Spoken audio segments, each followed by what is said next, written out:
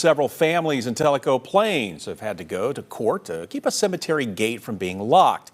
The historic cemetery borders the Cherokee National Forest in Monroe County. Consumer reporter Don Dare visited the site about 80 miles south of Knoxville. He joins us now with more. Don. Well, Bo, what we saw is a well-maintained graveyard called the Holly Springs to Heart Cemetery. There are a lot of people buried at the graveyard, which is about 20-mile drive south of Tellico Plains.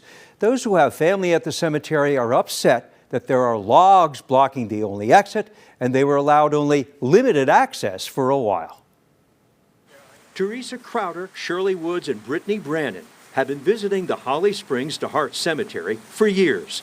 Each has relatives at this historic graveyard that borders the Cherokee National Forest.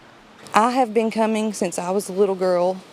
I remember just staying out here for hours with my grandparents. My parents, my grandparents, my great-grandparents, aunts, uncles, cousins, you name it, they're here. Here's a grave marker of a Confederate Civil War soldier.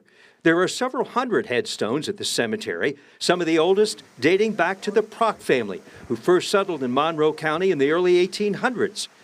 Recently, though, a fence was put up by Richard Rogers at the cemetery entrance. Mr. Rogers bought property next to the graveyard and built this garage. To get to his RV, Rogers uses the cemetery entrance.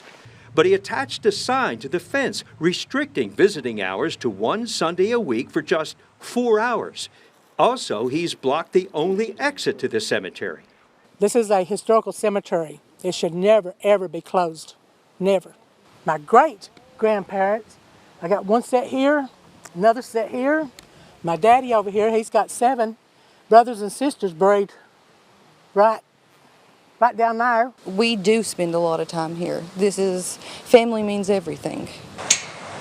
For a few days last week, the fence was locked and no one could enter.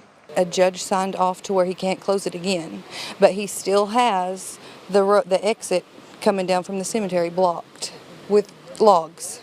The logs blocking the exit have been a big inconvenience for more than a year. On Memorial Day, dozens of families came to visit their loved ones.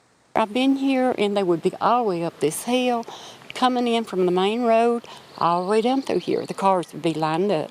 We cannot go the exit out of here. We have to turn around and it's very hard to turn around. It's caused me a lot of stress. It's caused everybody stress. My mom's 81 years old and I'm not going to have her walk from the road. Mr. Rogers, can we talk to you for a moment? Marine veteran Richard Rogers greeted us warmly as we asked him about the gate he put up and the logs that blocked the cemetery exit.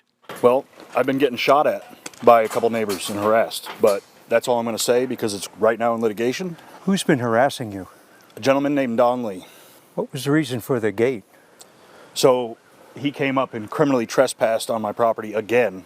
It's been repeating. You're Mr. Lee? Yes, I am. Don Lee. I am. Mr. Rogers said you harassed him. Is that true? No, it's not true. No way. You unlocked the gate. Yeah, I was threatened to be thrown in jail. So that's all I'm going to say, man. Why would he say that you harassed him? Because I'm taking him to court over this road. And he's sore about that. Families want to see the gate and logs removed permanently to enable them full access to the cemetery every day of the week. And families who filed the lawsuit against Mr. Rogers tell us they'll be back in court in 2 months fighting to have the gate and the logs removed. Gates around cemeteries serve several purposes, including defining boundaries, deterring trespassing and vandalism, and maintaining the sanctity of the grounds. But for years, there had never been a gate at the Holly Springs to Heart Cemetery, and families say they don't see the purpose for one now. And we'll see how it goes, Bo. Yeah, we'll see how this one plays out. Don, let us know what happens. If you have a consumer question for Don, take a moment, send him an email, ddare@wat.com, or give him a call, 865-633-6923.